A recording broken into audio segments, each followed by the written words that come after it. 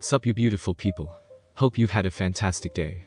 Welcome back to another new episode of What If Naruto Was a League Summoner. If you guys enjoyed this what if, comment down below and let me know.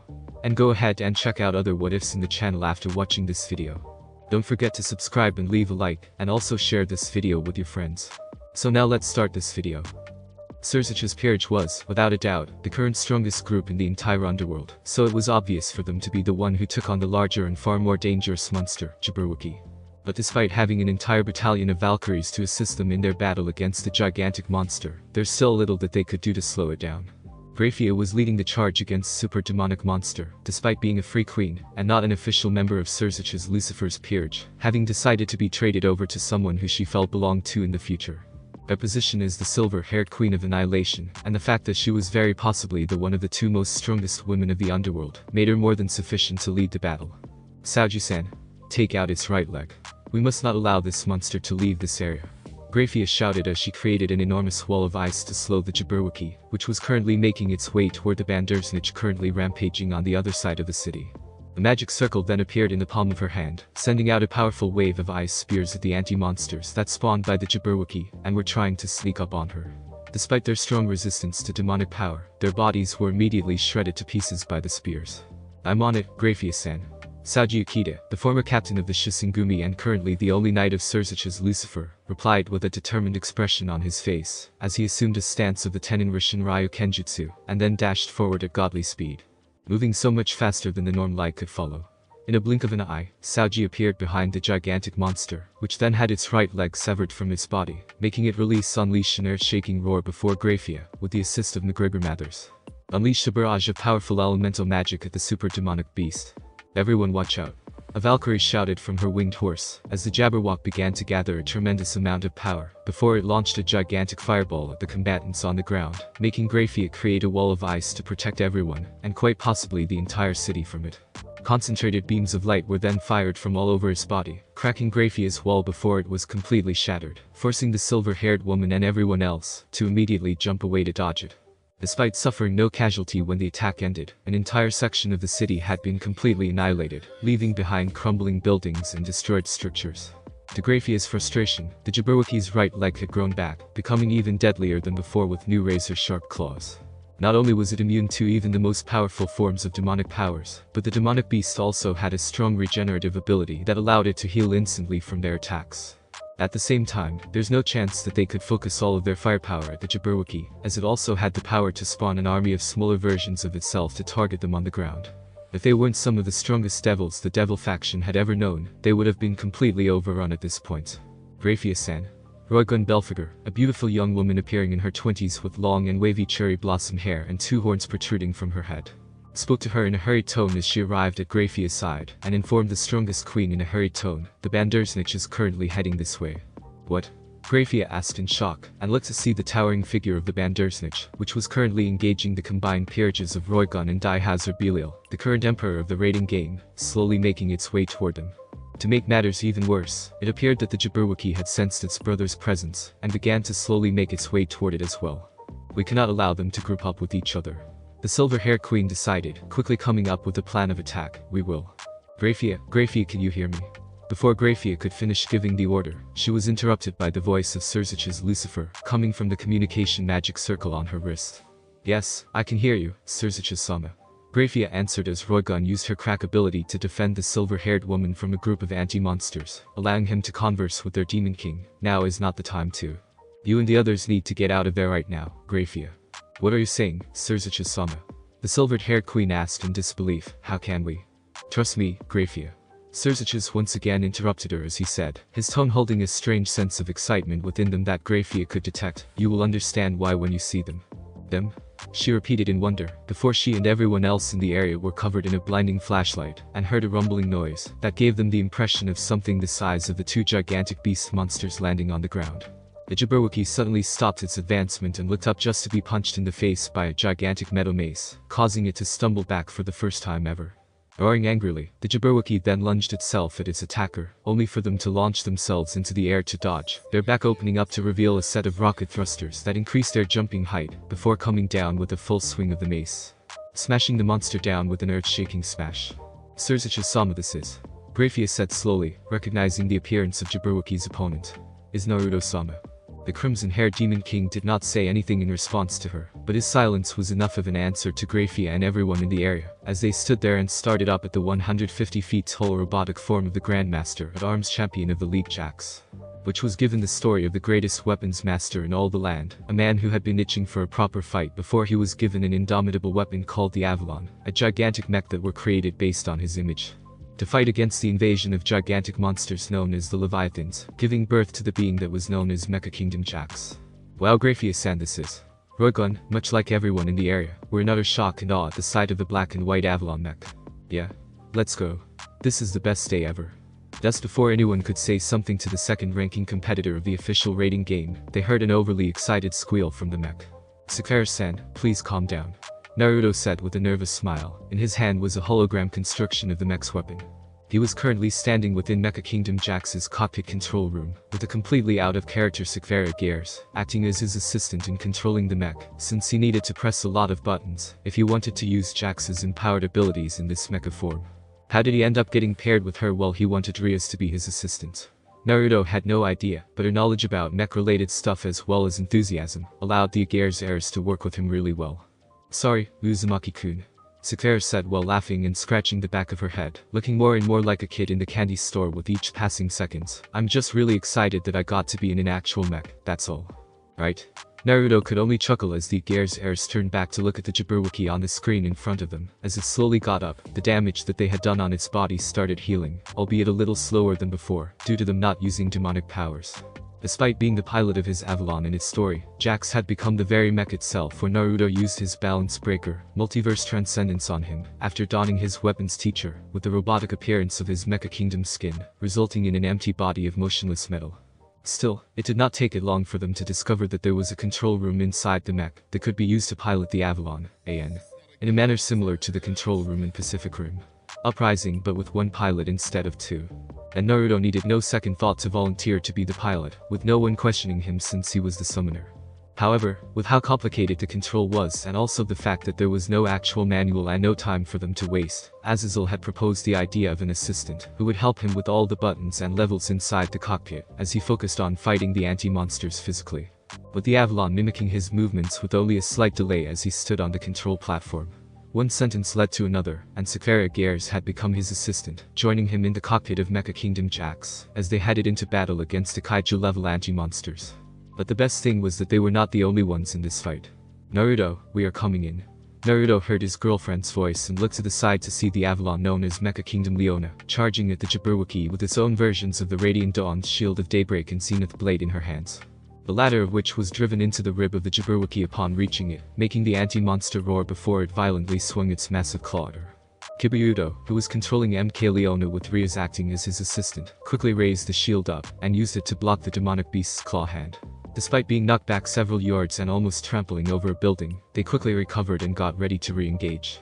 On the other side of the city, having just arrived and currently blocking the Bandersnich's path toward its big brother was Mecha Kingdom Set, being piloted by Sarier Bale himself and his Queen Kusha Badin, and Mecha Kingdom Garen. But the very excited Azazel acting as his pilot while a reluctant Volley worked as his assistant, despite the fact that there wasn't much work for him to do as Azazel just came in swinging his sword, much like how Garen did it in the game with his judgment ability, while laughing like a maniac.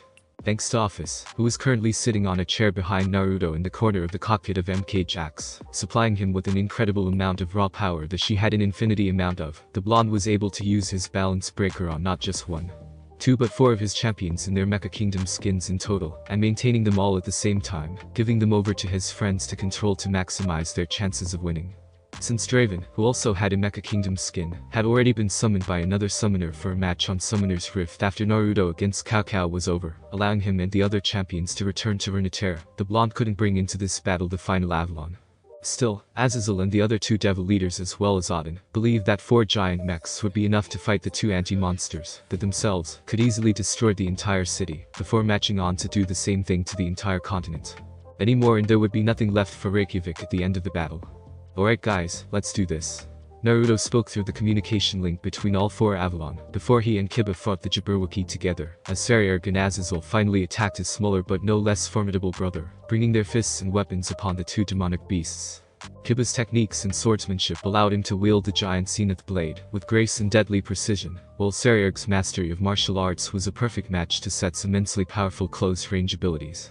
At the same time, having been taught by the Grandmaster at Arms himself to use a vast variety of weapons, Naruto had no problem fighting with his Avalon's giant mace, which was actually another form of Jax's lantern, the last light of Akathia. Azazel, meanwhile, was just happy that he was chosen to pilot Mecha Kingdom Garen. Down below, the smaller anti-monsters tried to attack the Avalon mechs, several of which had already either latched onto their feet, or discharged concentrated beams of light at them to assist their creators. Before they could cause any serious damage, however, they were quickly dealt with by combined forces of the Devil faction and the Valkyries, who were now working together to assist the 4 Avalon on Graphia's order.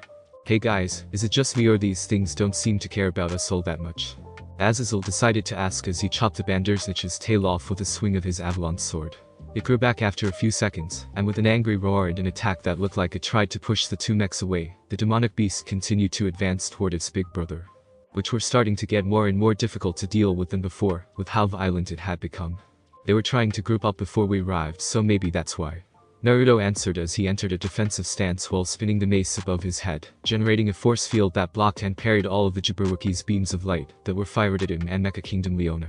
It had begun to rain heavily now, but the battle between mechs, devils and valkyries against the anti-monsters didn't seem to cool down for even a bit.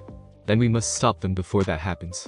Naruto shouted as Sekvera activated the thrusters on MK Jax's back, allowing it to jump really high up, before coming down to bring down the entire weight and swinging force of his mech's mace down upon the Jabberwocky's head, with Kiba coming it with a full swing of MK Leona's sword.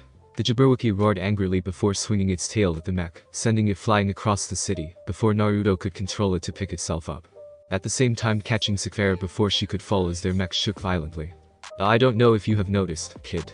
Azazel shouted into the communication line as he struggled to hold back the biting mouth of the Bandersnitch with his mech's broadsword, before Saryarg and Kusha charged in with MK Set and punched it away. The mech's idea is cool and all, but against enemies with strong regenerative power like this, and if we want to take them down before our fight destroys the entire city, what we need is something that can destroy them faster than they can generate. Blunt forces are not going to do it. This isn't Pacific Rim. These things seem to be able to even grow back their heads. I don't suppose these mechs have some kind of fancy blaster or something similar, do they? I don't think they do. Parrying a fireball, Naruto answered through gritted teeth, but he trusted Azazel's judgment on the matter. Sekvera-chan, can you check? He asked her, though he's pretty sure that among the 4 mechs he has summoned and even Mecha Kingdom Draven himself, none had an energy blaster. We don't have anything, Uzumaki-kun. Sekvera answered after she had gone through the list of functions on the screen in front of her, having gotten pretty familiar with the control at this point. We have nothing here as well. Kusha answered. Well, we neither. Azazel answered in Vali's place, after the White Dragon Emperor had turned the scene to show it to him. We have the solar flare, but... Riaz answered and activated the ability, allowing Kiba to raise MK Leona's sword up and launch an aircraft into the air that then fired down a concentrated beam of light upon the Jabberwocky. While the beam did deal some damage to the super demonic beast, it only served to make the Jabberwocky even angrier and start to wreak havoc by firing its own beams of light in every direction. Yeah, I thought so. It's not strong enough. What do we do? Naruto asked in frustration. We can keep fighting them, but the city. Summon Aurelian Soul. Every pilot standing inside their respecting Avalon mech became silent when Office spoke up from behind Naruto, looking directly at the blonde who glanced at her from over his shoulder. Summon Aurelian Soul. She repeated in her usual calm and emotionless tone, even though the battle outside was getting more and more intense with every second. I will give you even more power if you need. Summon Aurelian Soul and destroy them. Naruto became lost for words at that, and he could only stare at Office as she looked right back at him, tilting her head to the side with a thoughtful expression, as if she was wondering why he didn't just do that from the very beginning. Riaz and Kiba could understand his silence, but the others did not and ended up pushing it even further. Yeah, with Office's power, you should have more than enough power to summon Aurelian Soul, right Naruto? Azazel asked. Yeah, with Aurelian Soul, these 2 monsters shouldn't be a problem, right? Sekvera asked, before she noticed the look on his face, and couldn't help but ask, what's wrong, Uzumaki-kun? You can't summon him, can you? Office asked, speaking up out loud, the very thing everyone outside the 3 members of the Occult Research Club had already figured out. Naruto stared at her for a long moment, before he turned back when the Jabberwocky slammed into him. It took the blonde a moment to regain his mech's balance, as Kiba charged in with a shoulder tackle to push the super demonic beast away. I can summon him. Making up his mind, Naruto decided to tell Office the whole truth, turning fully around to look at her. I can summon him into this world. It will be as easy as a snap of my fingers with all the power you are giving me right now, Office. but I can't control him. Naruto continued. Aurelian Soul promised to destroy this world if I ever summoned him again. The crown he is wearing, the very thing that is preventing him from destroying Runeterra, it doesn't work here in our world. It won't stop him from doing what he wants to us.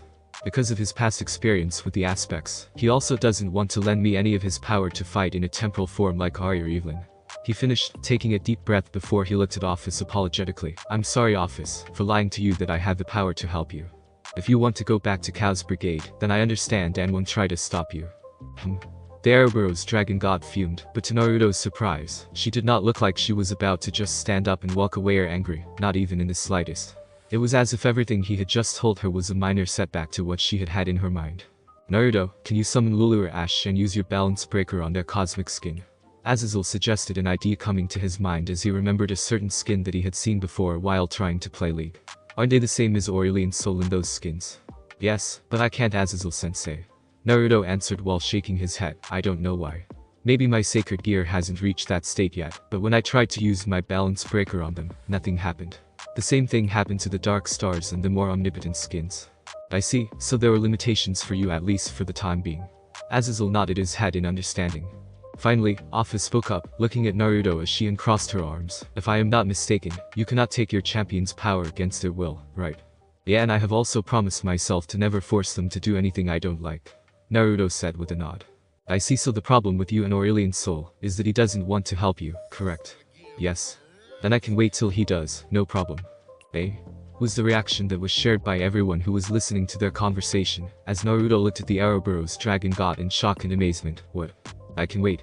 Office repeated her words before she continued casually. I have waited thousands of years for the chance to return to my home, so 1,000 or 10,000s more won't make that much of a difference to me. How long can you devils live, by the way? It's hard to tell, Office-sama, but we all can live for approximately 10,000 years or maybe even more than that. Sakura was the one who answered that question for him, her tone very serious. Unlike how it had been the past few minutes, we all have exceptionally long lifespan, you see. Great. Office nodded her head at the Aigaire's heirs before she looked at Naruto. What I am saying is that if Aurelian Soul refuses to help you now, what says he will keep doing so in the future? Maybe next year. Or the next. Or the next. She chanted while waving her fingers side to side in front of her in a very Kuroka manner, making Naruto wonder if she learned how to speak like that from the mischievous black cat. And what says you can't use his power next year? Or the next? Or the next? What stops you from befriending him like how you befriended me and getting him to lend you his powers? What I am saying is that I can wait till the day you can wield Aurelian Soul's power. If you can't do it in your lifetime, then I will just have to create another Chaos Brigade in 10,000 years. I see. Naruto's sweat dropped, not knowing if he should laugh or feel worried that Office could just create another group of terrorists to help her get what she wanted. Still, he couldn't help but smile while feeling as if a massive weight had been lifted off of his shoulders. The blonde had to admit that since the moment she decided to come with him, and especially after Cao Cao and his group showed up to challenge him for Office, he had been on edge. Feeling worried about the way Office would react when she found out that he couldn't help her the moment she got bored of him and his world, and just wanted to come back to hers. Plus I quite like this friendship thing I have developed with you and the others. So I will stay for as long as it still interests me. Office said finally as she leaned back on her seat. This world is fairly interesting, I must admit. What a lovely thing to hear, Office-sama. Azazel spoke up finally in an excited tone, lightening up the heavy atmosphere that had surrounded him and the young devils. Even Volley had had a look of worry on his face, but the governor of Grigori decided that now was not the time to bring it up. Now that it's settled, can we please get back to our current problem, guys? Because what the fuck is this Power Ranger, Pacific Rim uprising shit? It was then Naruto realized that all four Avalons were standing very close to each other, facing the Jabberwocky and Bandersnitch as they combined to become an even larger monsters, flesh mixing with flesh and bone snapping into each other to make an even larger ones.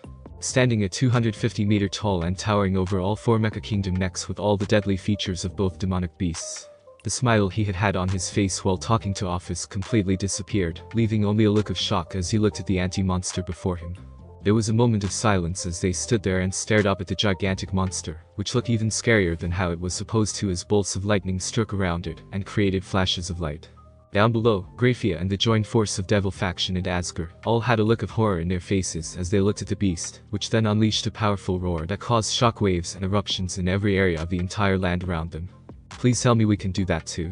Finally, Azazel spoke up, breaking the silence with a nervous chuckle, before he was smashed away by a giant pair of claws, the chest plate of his mech being completely torn apart, before he was slammed into a mountain at least a mile away. Following up with its attack, the anti-monster began to rear its back, while gathering a massive amount of fire in its mouth, before it unleashed an enormous fireball at the 3 Avalons standing below it. Kiba tried his best to shield them from it, but the explosion alone was enough to send all 3 of them flying, requiring Greyfiat down below to unleash a powerful wave of freezing air to contain the explosion, before it could destroy half of Reykjavik as a whole. Naruto, if you have anything more shocking or fantastic abilities to use, then now is the time for them. Sariarg said as his mech stood up and ran at the monsters, both fists glowing with raw energy, as he jumped into the air and delivered a powerful uppercut to the joined anti-monster, causing it to stumble back a single step before it lashed out at him, which then swiftly dodged in quick succession before its attacks could land. Kiba and Rias then came from the side with MK Leona, driving their sword into his side before slashing up, only for the wound to heal instantly before it swung its tail at their behind, smashing them away before firing a beam of concentrated light at the female mech. The Knight of Rias Gremory wasted no time to raise his shield up to protect them from the attack while lying on the ground, with Rias activating Leona's MK Form Eclipse ability, causing the shield to open and generate a pinkish aura that surrounded them. But even with all that, they were still instantly driven into the ground, which shattered and broke around them, as the anti-monster increased its power even further, before Sariarg and Naruto jumped in with their respective Avalon, delivering a devastating punch and a white mace swing. But unfortunately it only made the anti-monster phase a little. "We need Aurelian Soul, Naruto," Azazel stated loudly as he ran back to the battle. Despite having the chest area torn apart, and everything in the control cockpit blinking red, the Garen Avalon were fairly functional and could continue fighting. But Volley now donning his balance breaker scale mail and adding the battle from the outside. "Didn't you hear what I said earlier? He said he would destroy our world if I summoned him again," Naruto shouted back as he desperately tried to fight the monster with Sariarg. "If you don't, this whole continent is as good as dead before the gods can stop this monster. Its power level has already gone off the charts now. Calm down and think, Naruto," Rias said in a soothing voice, speaking to Naruto and at the same time trying to calm him down. "Think, is there anything that we can offer as Soul to get him to lend you even a little bit of his power? Think of Office and how you were able to get her on our side. You understand League's lore better than anyone here, so think, Naruto." Hearing his girlfriend's voice, Naruto finally allowed himself to take a deep breath and thought about what she just said, what As-Soul wants. He wants to destroy Runeterra, that's for sure. Why? It was Office who asked that question, like how I want your help because you can return me to my home. Why did he want to destroy this Runeterra world? Because the aspects of Mount Tegan robbed him of his freedom. Naruto answered, pointing his hand at Office as an idea flashed into his mind, and they did that by tricking him to wear that crown. "Guys, I have an idea, but I will need you guys to buy me as much time as you can," he shouted as he got down from the controlling platform and looked at Sikvera-san, "Can you take over for me?" "Me?" The Aguirre's heiress pointed at herself in surprise, looking at the controlling platform with a forced smile. I don't know Uzumaki-kunai." Before she could finish, Naruto had put his hands on her shoulders and spoke to her with a grin, as she turned to look at him in surprise. "This is everything you have ever wanted, right, Sikvera-san?" he asked. "This is your chance to ride on a real-life mech. Don't hesitate. Just do what you think is right." The young bespectacled woman looked at him unsurely for a second before she steeled her nerves and nodded his head. "I will do it." With that said, she jumped onto the controlling platform and turned around to face the gigantic demonic beast, with determination burning in her eyes, her arms reaching out to simultaneously control the mech's basic movements, and activate many of its abilities at the same. Having remembered the button's locations already, all units, let's buy Naruto-kun as much time as we possibly can. You heard the commander. Azazel smirked as he picked up Garen's sword, which he dropped when the mech was sent flying away. "Let's do this." And with that, he, Sariarg and Kiba sent their Avalons at that gigantic demonic beast, bringing everything they got upon the monsters. Above, the gods of Asgard and even Odin had arrived and joined the battle, giving everything they had to slow the monsters down, as it continued to rampage through Reykjavik. More than half of the once beautiful city was now nothing more than a pile of rubbles. Before Sikvera sent MK Jax into the battle as well, she then lowered her hand down, and created a time sphere just large enough for one person before telling Naruto, "You go into that sphere, Naruto-kun." Sikvera told him, "The flow of time in that sphere is much slower than outside. It should give you more time to do what you must." Naruto nodded his head gratefully at her, smiling as he prepared a new set of summoner rune on his jacket. "Thank you, Sikvera-san. Call me C-chan." "Eh?" Naruto looked at her in surprise, and he was also not the only one who made that sound. "Just do it." She gave him a firm glare, before turning the mech, so that Naruto would fall into her time sphere. The blonde looked up, and widened his eyes when he saw that Sikvera was moving very slowly in the real world outside. "Alright, let's talk, you overgrown space dog," Naruto muttered as he assumed a mediating stance Shen had taught him, closing his eyes and concentrating on the celestial dragon. The telepathic connection was only possible if both parties agreed to form it, but he had talked face to face with Aurelian Soul once before after the raiding game against Razor. However, because he had done so well he was unconscious, Naruto actually had zero idea how that dragon could drag his consciousness into Runeterra to have a direct meeting like that, but it's time to find out if he could do that too. At first, nothing happened, making Naruto concentrate even harder. The new set of summoner runes, the rune of communication on the left sleeve of his jacket, glowed even brighter than it had been a second ago.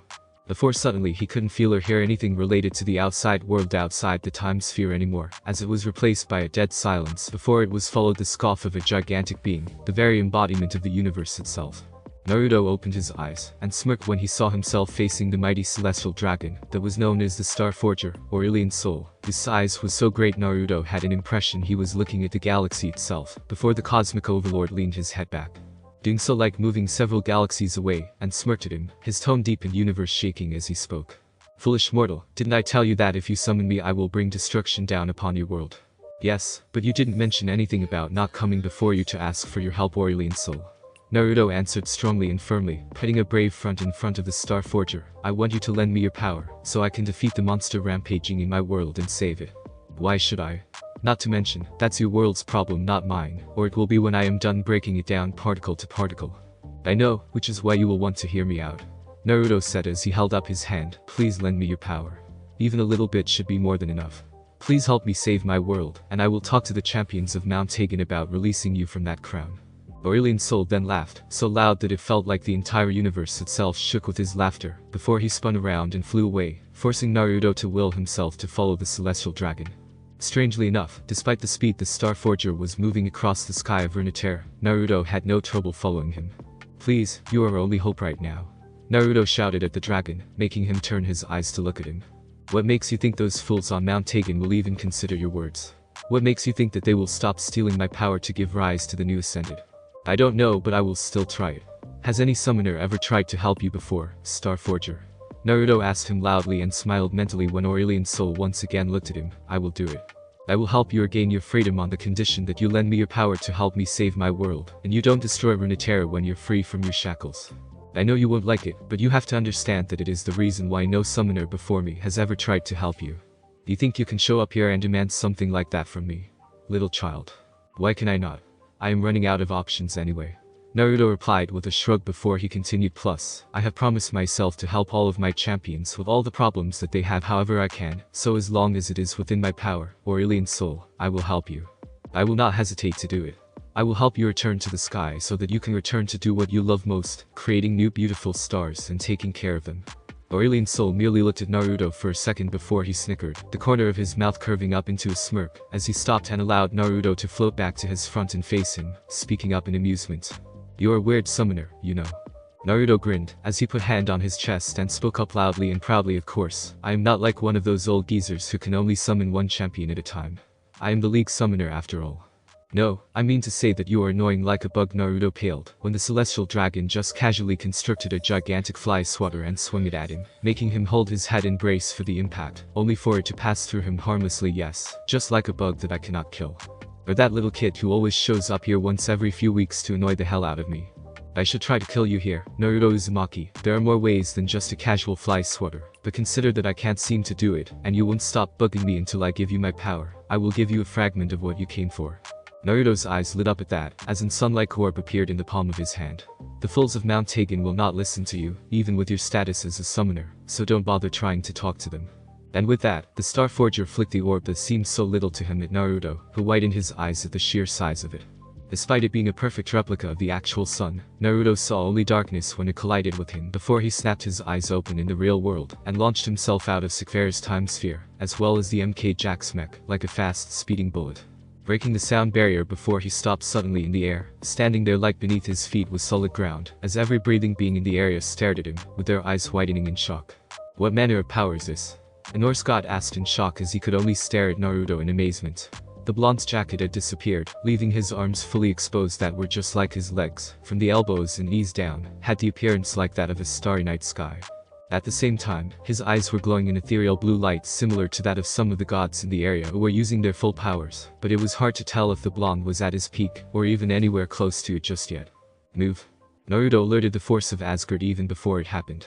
The gigantic super demonic beast then unleashed an animalistic roar before it swung its massive claw hand at the blonde, causing the gods who were in that direction to quickly move out of the way to dodge.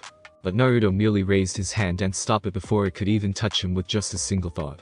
It felt like he could destroy it with just a wave of his hand, unleashing his cosmic power in the form of planetary constructions. But Naruto knew the effect would be devastating to the already destroyed city of Reykjavik, so he decided to pick another option. With another thought, the gigantic super anti-monster was completely immobilized, with Naruto then turning his hand around with one finger pointing up to lift it off of the ground, making it fly up until it went past the rain clouds before he went after it, flying up by just looking up. "Where are you taking it?" Volley asked as he caught up to Naruto. "Somewhere it can't regenerate back." The summoner answered simply before he and the anti-monster left Volley behind and took off from the Earth's atmosphere, flying past the moon, while Naruto could still breathe normally even while he was in space. He then continued to fly until he reached the sun, the perfect sphere of hot plasma at the center of the solar system, and really tossed the beast into it, having gotten the idea from Aurelian Soul's sun-like orb, before he turned around and returned to Earth before he ran out of Soul's power, which already felt dangerously low, not bothering to stay to watch as the gigantic super demonic beast was burned to ash, and reduced to literally nothingness. And just like that, the Battle of Reykjavik was over. It had been 2 days since the Battle of Reykjavik. The reconstruction of the city had already begun well, for what still needed to be rebuilt anyway. Much of the beautiful capital of Iceland had been almost entirely repaired and rebuilt, or returned by Naruto himself, using the power of time of his champion Zillion, that had been empowered by the remaining cosmic power of Aurelian Soul. A citywide memory spell had also been used, altering the memories of Reykjavik citizens about the supernatural battle that had taken place, so they might live their life in peace, without needing to worry about anything from then on. In general, Asgard had taken care of everything so that the whole normal world itself would only remember the Battle of Reykjavik as a natural disaster that had hit the beautiful city. Since earthquakes happened all the time in Reykjavik, it did not take long for the citizens to return to their normal daily life, settling back quite quickly, much to Naruto's amazement. "Say Naruto-kun." The blonde did what he was requested to do, allowing Momo Hanakai to put another chili-loaded French fry into his mouth, grinning as he ate it before taking a bite from his hamburger. It was thanks to the city's quick recovery that Naruto was able to keep his promise to Momo and take her out on the date that they had talked about before the Battle of Reykjavik. At the moment, the two were currently having lunch at a local restaurant, one of the places in the city that weren't completely destroyed in the fight against the anti-monsters. Naruto wasn't entirely sure if it was one of the buildings he had reverted back to its original state with time power, but considering the weird shape of the roof, it's very possible that it was not. Nevertheless, the owner of the restaurant didn't seem to mind as he served them, the only 2 customers currently, as both chef and waiter of his own business, as the employees had all been allowed to take the day off to take care of their home and families. "Here, you try some out too, Momo-chan," Naruto offered, making Momo blush a little before smiling nonetheless at him. The previous night he had sent some texts to Momo asking if she would like to have a date at another time, since there wasn't much for them to do, but she still insisted that they would still do it as they had planned, because she didn't mind as long as she could spend time with him. In the end, they had spent the entire morning after breakfast helping out and lending their hands to whoever needed it, and went only to the aquarium to have some fun time for themselves. Although Naruto knew he could give her a much better time if there were more places for them to go to and have fun, Momo seemed like she had been having a lot of fun, and it's all that mattered to him. Momo repeated what Naruto just did while feeling all excited and happy. Before she could eat the fry, however, her eyes then caught a glimpse of Crimson before she tried to look closer, and saw Rya's Gremory standing with the rest of the occult research club. They were peeking at them from behind a building. Although the Gremory heiress didn't look displeased or anything, appearing to be someone who got dragged along by everyone else. Next to her was Akeno Himejima, the Nadeshiko whom Momo idolized even more than Rya's, because she was the very personification of an idealized Japanese woman Momo herself wanted to become. The black hair queen was wearing a hat and sunglasses, looking over to them from behind the telephone pole, but she had a playful smile on her face, while Lashio Argento, who was standing a little behind her, had tears in her eyes. Kaneko Taoju looked neutral as always, even though she surprisingly had a slight pout, something that she shared with Ravel Phoenix. If the group did not already stick out enough, then there was a short person wearing a paper bag over his head to conceal his face from view standing next to Kibayudo, who was the only one dressed normally beside Rias. "Naruto-kun. Don't worry about them, Momo-chan." Naruto answered her with an amused chuckle before Momo could even finish asking that question, knowing very well who the white-haired beauty was looking at outside the restaurant. "How did you? Rias sent me a text earlier." The blonde explained with a gesture to his phone that he had placed on the table next to his cup of orange soda. "She said she would try her best to stop the others from interrupting our date, but I guess she's not having so much luck, huh?" He asked with another chuckle, before turning around and waving his hand to Riaz and the other members of the Occult Research Club, making them all look at him in surprise, before hurriedly going back to their hiding places, with the only exception being the president and Kiba himself. They waved apologetically back at Naruto before leaving as well to see the others. Yeah, please don't mind them. The blonde grinned as he turned back to Momo, who gave him a playful look as she went back to her meal. You sure that you aren't trying to build a harem, Naruto-kun? The white-haired girl asked with a small smile as she folded her arms on the table and leaned toward him to ask, cause I'm pretty sure that I saw more than one glare of jealousy out there. Again, Momo-chan, I am not trying to build a harem or anything. Naruto answered while chuckling nervously before he decided to ask the question he had been wondering ever since the talk that he had with Momo before the Battle of Reykjavik, as look back at Momo, you don't mind. Honestly, I'm just happy that you decided to approach me first, Naruto-kun. Momo answered, I know that you are dating Ria's senpai, but if she's cool with you dating me, then I guess it's only fair for the both of us if I feel the same. So yeah, I don't mind. We live in a society where harem is a secretly accepted practice after all. Are you sure that you didn't spend too much time around Issei, Momo-chan? Naruto asked suspiciously with a playful tone, causing Momo to break out in a fit of giggle, as she hid her mouth behind the back of her hand. Let's try to get comfortable with the idea, Naruto-kun, because I have the feeling that Ria's senpai and I are not going to be the only ones ending up falling for you. Naruto said nothing for a few seconds, but he couldn't help but nod his head at her words. Please come in. Hearing that after knocking twice on the door, Naruto turned the doorknob and pushed it open to walk into the room with Rias, who had been called to the meeting along with her boyfriend. Azazel, Surziches and Michael, who had just arrived this morning, were standing around the room with Sona Citri and the other young kings who had participated in the Battle of Reykjavik. There was also Auden sitting on a chair in the room while his bodyguard, the white-haired Valkyrie, whose name Naruto had learned to be Rose twice, stood behind him, Naruto-kun, Rias-chan. Surziches greeted them with a warm smile, as the other leaders acknowledged them with nods. Sup brat? Auden greeted him with a small smirk, and Naruto nodded his head at the old god in return. Now that Naruto-kun and Rias-chan are here, let's begin this meeting, shall we? Azazel suggested, standing next to a table with a box on top of it. Around the room, everyone nodded their heads in agreement. First, we would like to thank you all here as well as your servants, for defeating the hero faction in the battle that had taken place in this city a couple of days ago. Surziches began as Auden gave a smile. For the time being, the group has officially been dissolved, its surviving leaders and members captured and currently under the custody of Indra. Who? Naruto asked before he could stop himself. Indra, king of the Hindu gods and lord of heaven.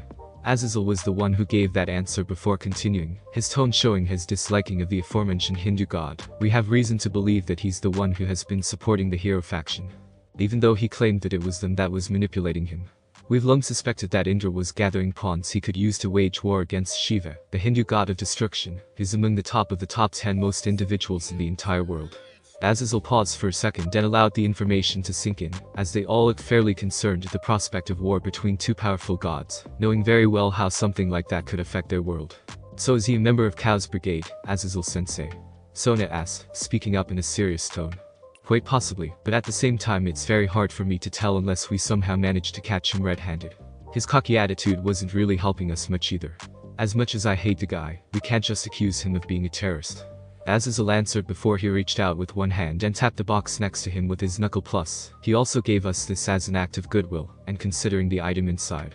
I doubt he will just give away something so valuable so easily if he really wants to build an army to wage war against Shiva. Yes, despite being a god of war and a very arrogant man who only thinks of it, Indra is quite a benevolent god. Yes, he might be supporting the hero faction, but I don't think he approved the evil deeds they had done during the Battle of Reykjavik, which was another reason why we chose to hand them over to him. It's also the best course of action that we don't make another enemy out of a god. Surziches added in, and everyone but Auden and Rose twice nodded their heads in agreement. Obviously being the leader of an entire pantheon himself, Auden wouldn't feel too worried if he became the enemy of another. What about Hades? Naruto asked, remembering the Grim Reaper Pluto. From what he had heard, Pluto was an ultimate class Grim Reaper under Hades' direct command. So it wouldn't be too surprising if the Lord of the Realm of the Dead himself was involved somehow in the Grim Reaper's sudden appearance at the battle, as worrying and terrifying as it could be having someone like him as their enemy. Like Indra, it is very possible that Hades is in league with the Chaos Brigade, even though he has denied sending Pluto himself to aid the hero faction in the attempt to kill Naruto and reclaim office. It's not like we can just brag into his realm and ask him that face to face either unless we want to start a real war, but we will be keeping an eye out for him from now on. If he's really with Chaos Brigade, then he will be a much deadlier threat than even Cao himself. Azazel answered as he crossed his arms. Speaking of office, it appears that she will be in your care from now on, Naruto-kun, Rias-chan. Surzucha spoke, making Ria's nod her head at her brother. You can trust us on that one, Surzucha-sama. Naruto grinned. Leaving a dragon god in the care of youngsters, what has the world come to? Aten chuckled humorously, speaking up for the first time during the entire meeting, though I highly doubt that she will bother with anyone else but you kids. She seems to be enjoying your guys' company the most, it seems. Of course, Chaos Brigade will no doubt try to take her back again, but after losing Cao Cao and almost the entire hero faction, they will have to think twice before launching an attack of that scale again in the near future. Surzucha stated before he looked at Naruto and Ria's Grafia will continue to stay with you too. Not that I doubt your strength, but at least with her, we will have an even better chance of keeping office from being taken away. Naruto nodded his head. He didn't mind continuing to have Grafia around. She's pretty much family at this point anyway. What about Volley and his team, Surzucha-sama? What is going to happen to them? Naruto couldn't help but question. He had talked to Surzucha about it after the battle, and the crimson-haired Demon King had promised to take care of it with the higher-ups of the Devil faction, many of whom wished for Kuroka's execution because of the crime she had committed. Volley and the other members of his team have been pardoned for their alliance with Chaos Brigade, but none of them actually has a criminal record like Kuroka. We can't allow her to get away with what she did, but at the same time we can't risk angering the Ouroboros Dragon God or losing her back to Chaos Brigade either. Surzucha explained with a small sigh before continuing, their loyalty is with office, and it appears that they wish to continue to stay with her, so it appears that we will have no choice but to leave them in your care as well, Naruto-kun, Ryuz-chan. Hearing that, Naruto let out a breath of relief he knew he had been holding. On your request, Naruto-kun, an investigation will be carried out into Kuroka's case. Surzucha explained, and Naruto glanced at the site to see Sakura looking directly at him. It would make sense for the Agear's heiress to be in charge of the case. As she really had a good reason to kill her master, and it's not because she's drunk of her own power like our assumption in the past. We need to find out what it is. Until then, she will be kept watch 24/7 at your home by Grafia. You can trust me on this one, Naruto-kun. I will carry out this investigation fairly. Sakura spoke in her normally calm tone. Thank you, C-chan. Naruto spoke to Sakura, making Ria snap her head alarmingly to the side to look at her boyfriend, at the way the two had just addressed each other, as the Agear's heir smiled back at him in response, while the others just looked between the three in interest, with Aten having an amused smirk on his face. Naruto couldn't help but feel a cold chill running down his spine, and failed miserably to keep a straight face, as one glanced over at Ria's. Nonetheless, Lafay Pendragon and her brother Arthur will be staying with you Kuroka and office at your home. Volley and the other members of his team have yet to decide where they will be staying, but we will make sure to keep them under surveillance. Surzucha stated with a small chuckle, saving Naruto from continuing being glared at by Rias. But knowing his sister, she would not let her boyfriend escape that easily. I can take care of that. Azazel spoke up, I will work harder to keep Volley under control this time around, but considering that he has had his eyes set on Naruto, I doubt he will leave again anytime soon. The meeting continued on for another half an hour after that, with the leaders mostly discussing their next moves against Chaos Brigade and their possible associates, as well as the alliance with Asgard and Aten, who had come on the behalf of the Norse gods. They also had a small discussion about the future youth rating game tournament to showcase the new game mode, with Aten being invited to watch it with several other gods from different pantheons. It appeared that the preparation for the new game mode had also reached the final stage. Everything seemed to be going very smoothly for Ajuka, and the organizers of Rating Game after Naruto had given them all the information that they needed to perfect their own version of the Field of Justice, something that Naruto was dying to see. Since the MSI had been cancelled, there's also no point for them to stay in Reykjavik any longer. It had been decided that they would leave for the underworld tomorrow morning, and would be staying there for the rest of the summer. Naruto might not be able to watch the MSI, but he knew that his first summer vacation as a devil was long from over. Thanks for listening. I do hope you enjoyed. If you want the next part of this video, like, subscribe and comment down below, and turn on the bell notification. And also check out other videos that I have created and enjoy. See you in the next video. Peace.